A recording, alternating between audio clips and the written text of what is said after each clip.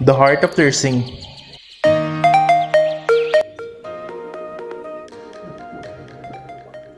What is up, future nurses? Welcome back to The Heart of Nursing. Hi, it's me again, Scotty Pippen Reyes. I am a student nurse who is currently in the second year of nursing school. If you want to know more about nursing school, just keep on watching.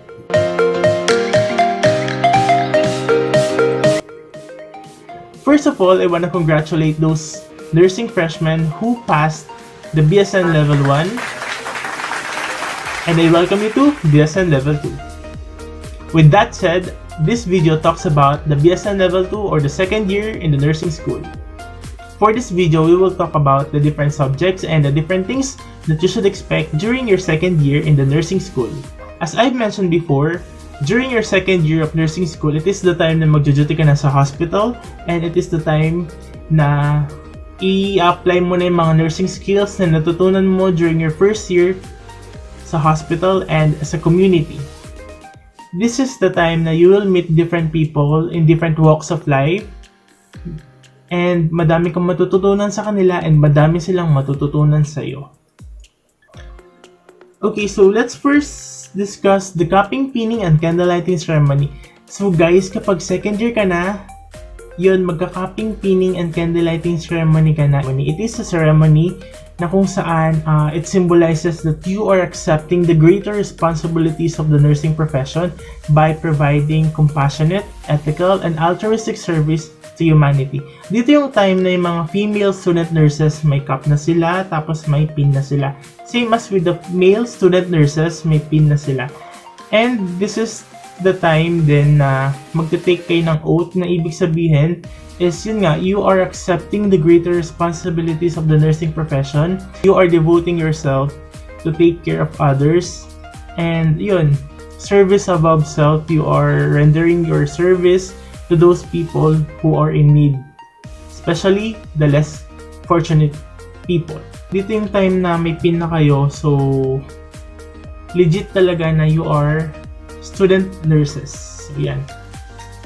So the cupping, pinning, and candlelighting ceremony is sinasabi nila your first achievement in the nursing school. It is your first milestone sa pagiging future nurse mo kasi you surpass the first level, which is the first year.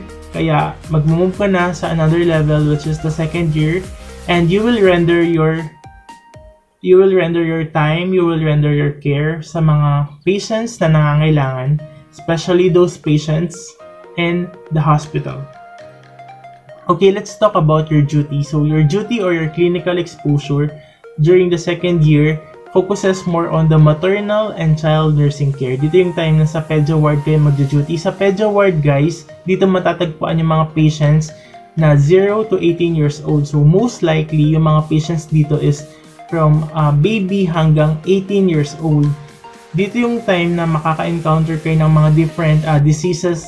Most likely, kapag sa pedia ward, yung mga diseases is more on the GI, the gastrointestinal tract, more on halimbawa diarrhea, ganyan, constipation, gastroenteritis, sa mga diseases na associated with our gastrointestinal tract. So yun yung sa pedia ward. Sa OB ward naman, guys, or the obstetrical ward, dito yung mga pasyente na nanay nakakatapos ng manganak.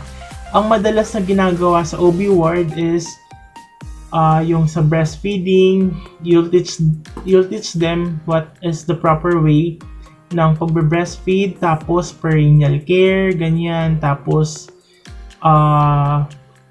postpartum care, kung ano yung mga dapat nilang gawin pagkatapos nilang mga anak, kung paano nila linisin yung sugat nila, something like ganun. Next is the labor room and the delivery room or the LRDR. Dito din yung time na magpapanganak kayo ng normal delivery cases. Tapos, as far as I know, ang minimum na dapat yung cases sa LRDR is 3 cases ng pagpapanganak, tapos 3 cases ng newborn care. So, di ko nga pala nasabi, guys, na in nursing school, may mga certain cases na dapat kinukumpleto. May required cases na dapat kinukumpleto. Like, for example, sa pagpapanganak, kailangan maka 3 cases ka. That's the maximum. maximum as far as I know, that's the maximum. 3 cases ng pagpapanganak, tapos 3 cases ng newborn care. Kapag hindi mo nakompleto yung cases na yun, hindi ka pwedeng mag-board exam. Kaya, kailangan mo makompleto yung cases sa nursing school. Labor and delivery room nga, pag magpapanganak kayo ng baby, with the guidance of your clinical instructor.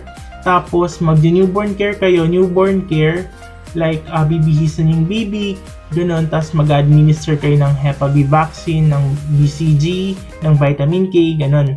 Next is the outpatient department. Outpatient department, dito more on vital signs, taking of vital signs, BP, blood pressure, ganyan. Tapos, yun, mag-a-assist kayo ng mga patients from the outside na hindi talaga sila naka-confine sa hospital. Kumbaga, magpapa-check up lang sila, ganun. Kaya nga, outpatient department, kumbaga, outpatient from outside, yun, magpapa-check up lang, tapos papakonsulta lang sa mga doktor.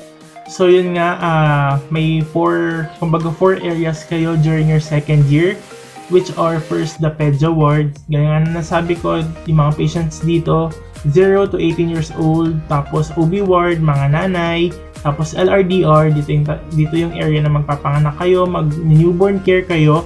Tapos the OPD, yun, more on vital signs taking, blood pressure, temperature, height and weight, pulse rate, respiratory rate, ganun. During your clinical exposure, you are supervised by your clinical instructor. Sa amin, no clinical instructor, no duty.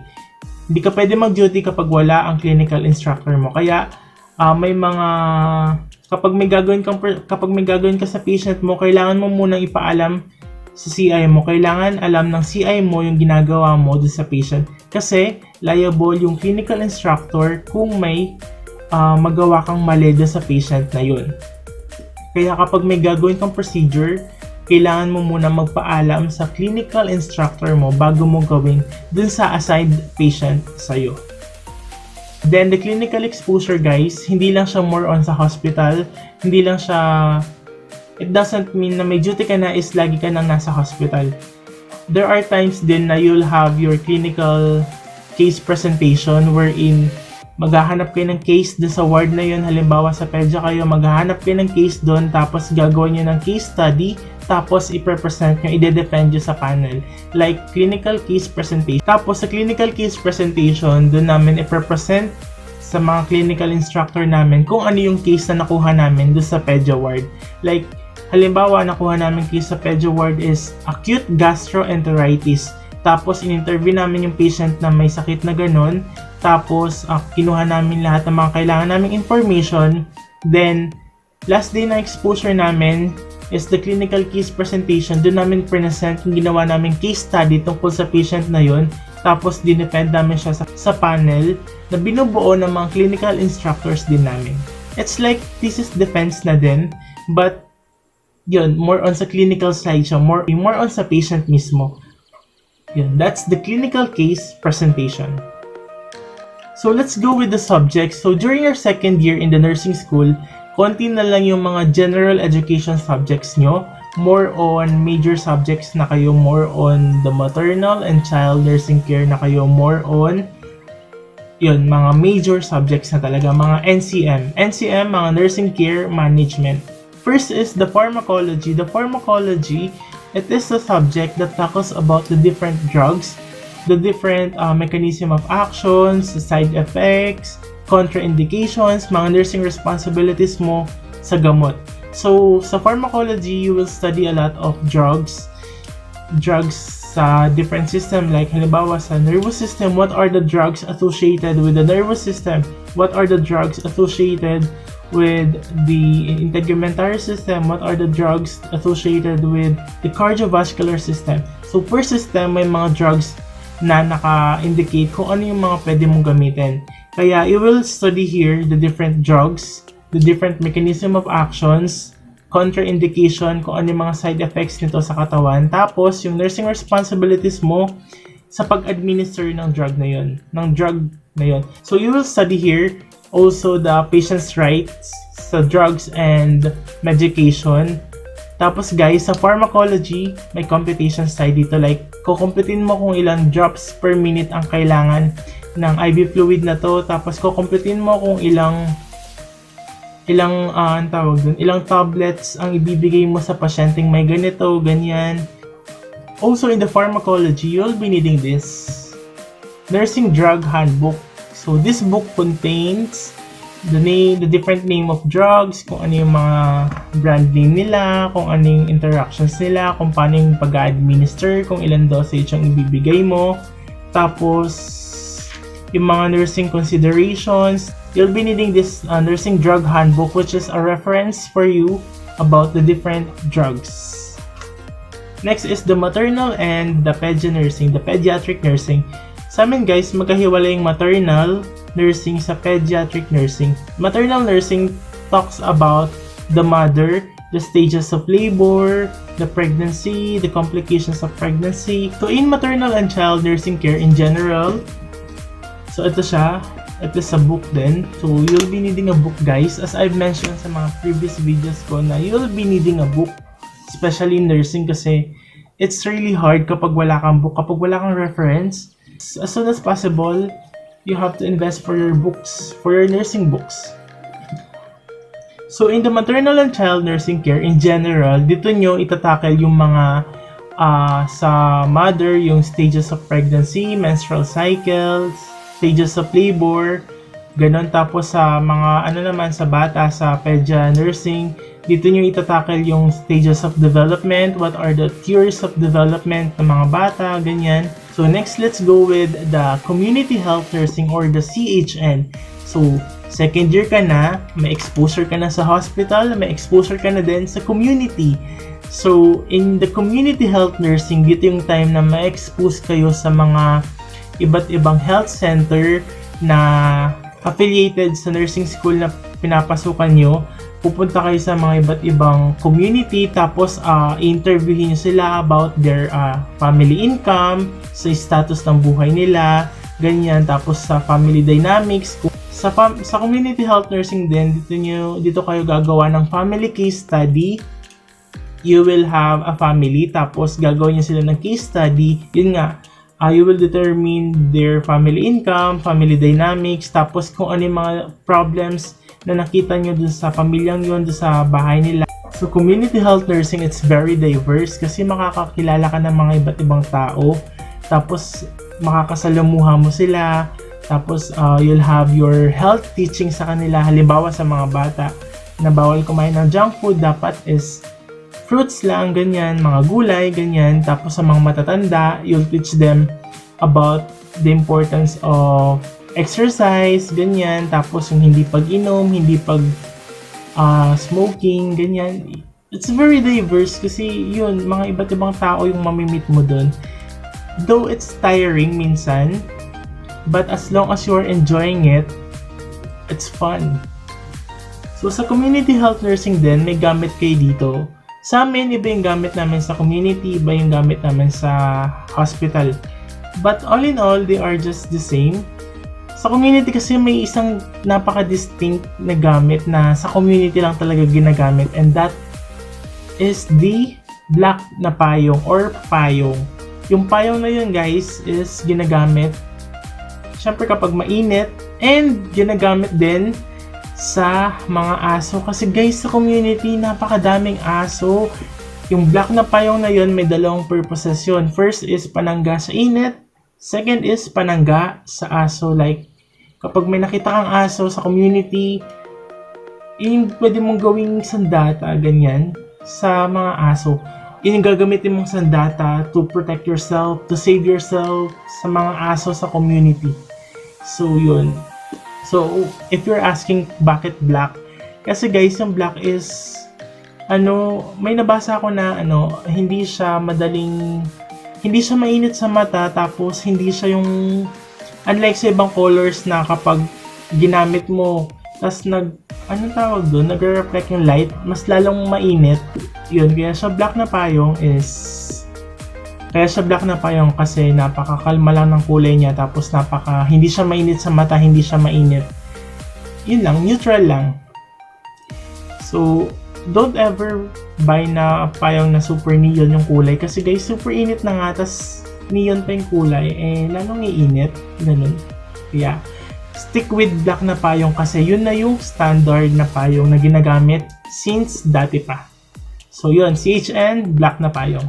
The Nutrition and Diet Therapy talks about the different meals na kailangan lang ng patient na may ganito, ganyan. Tapos yung i-measure nyo yung carbohydrates, protein, fats na nando sa certain food na yun, yung calorie intake, ganyan. Tapos the different benefits of vegetables and fruits sa katawan natin. So yun. So, let's go with the things that you should expect. So in your second year guys, expect nyo na your clinical exposure is nakakapagod talaga, nakaka-drain talaga ng katawan yan. But gaya nga na nasabi ko, as long as you are enjoying it, as long as passion mo talaga na mag-serve, passion mo talaga na tumulong, yan, hindi ka mapapagod kasi yun, passion mo na nga siya. And make it a habit na hindi ka agad susuko. Like, kapag kakatapos lang ng duty, susuko ka na kaagad, wala pa yung kinabukasan, wala pa yung case presentation, wala pa yung case study. Guys, kapag pagod ka, huwag kang susuko. Magpahinga ka lang, okay? Then also expect mo na, yun nga, may mga paperworks kayo dito, yung mga case studies nyo, tapos may mga case presentations kayo, expect mo na magigisa ka, expect mo na matatanong ka, expect mo na kailangan may masagot ka sa case presentation. So yun, expect mo na nakakapagod talaga. And kapag hindi nakakapagod, ibig sabihin hindi worth it yun. Kapag nakakapagod, worth it yun. So yun lagi mong isipin. Tapos expect mo din na madami na kayong ginagawa, nursing care plan, drug study, madami na kayong requirements na kailangan i-submit. So yun, expect the unexpected talaga. So to sum it up, the second year in the nursing school is the start of your clinical exposure. Dito na kayo magiging ganap na student nurse. Dito na kayo mag-duty sa community and sa hospital.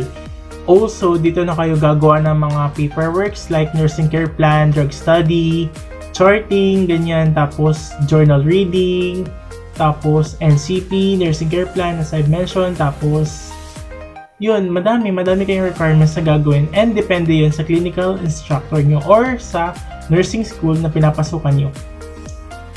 If you have questions about BSN Level 2, just comment it down and I'll answer it. So, I think that's the end of this video.